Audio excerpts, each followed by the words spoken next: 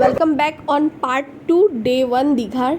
তো এখানে দেখছিলাম আমরা খাওয়া দাওয়া করছিলাম, ওইটার পর আমরা চলে গেলাম বিচ সাইডে। এখানে অল্প হাওয়া খেয়ে খেয়ে অল্প ইয়াররিংস এগুলো নিয়ে নিলাম, শঙ্খর যেগুলো ছিল, তারপর অল্প ফটোজ এগুলি ক্লিক করে আমরা চলে গেলাম আবার হোটেলে।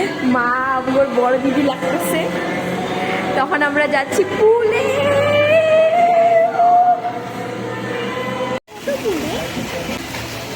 এখন আমি আর বনু বেরিয়ে গেছি অল্প নাইট ওয়াক করতে।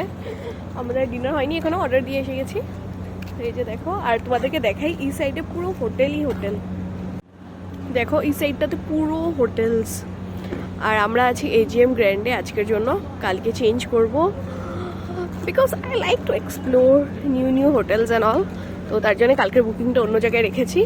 ওকে দেখো, আসার পর থেকে ওর পেটে ব্যথা, এটা ব্যথা, মানে ওর এত প্রবলেমস না ওর লাইফের মধ্যে। আমার জ্বর এসছে, ওর জ্বরও এসে গেছে। সকালে আবার উঠে যেতে লেগেছে 5টা 20-এ ট্রেন এসে, মানে হাওড়া আমরা পৌঁছে গেছিলাম।